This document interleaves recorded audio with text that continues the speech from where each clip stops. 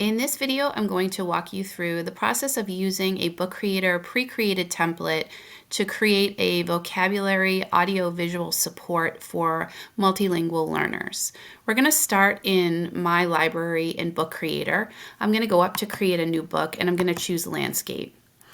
Once I have my cover created, I'm actually going to skip to the second page because I want to maybe spend a little time creating my cover based on my topic.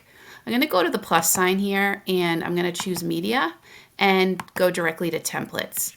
You'll notice that Book Creator has a new graphic organizers section, and I'm going to kind of just page through. You'll notice that there's some really cool templates that you could use with your multilingual learners, including problem solving maps, reflection tools, Frayer models. I'm going to choose the read it, say it, write it for now, and I'm going to add it to my book. Now I can edit this in any way by just clicking on it. So I could rename it the topic of whatever resource I am creating for my multilingual learners.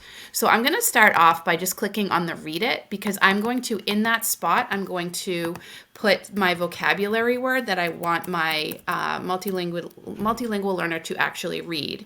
This is going to, the support that I'm going to be created today is related to the life cycle of a frog. So I'm going to put some of that vocabulary in these spots. So I'm going to go eggs, tadpole, tadpole with legs, froglet, and frog. And the other cool thing that I can do is actually add visuals. So if I click here and I go to my plus sign again and I go to images, I can use their Bing search to search for the images that I want. So if let's look at life cycle of a frog and see what we get there. Let's scroll down. All right, so I am going to, let's just find our adult frog here and add that down to the bottom. So my picture is going to be extremely large. I'm going to resize it. And now I can just kind of put my picture of my adult frog down below. And I can do that for every single one of these. The next thing I'm going to show you is just how you can create the audio recording for your students. Now you could even either do this, or you could have students record themselves saying the word. So what you want to do is go here to the plus sign and you're going to go to record, and then you're going to start recording. It's going to give you a countdown. Adult frog. So again, you can listen to your recording back. You can delete it and re-record it. You could have students do this, or you could do it. And then you just want to drag this down to the proper spot. And you can actually use your arrow keys to get it exactly where you want.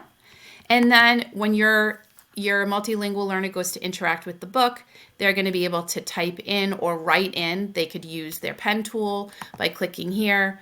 If they have a touch screen, or if they are using a stylus, they can actually write out adult frog. Or you could have them utilize the pen tool to write it in their own language. So I'm going to undo that. Actually, I'll just click done. So now I'm ready to share this out with my students. I could add more to this if I want to. I have the ability to add pages, and I can go back and create my cover.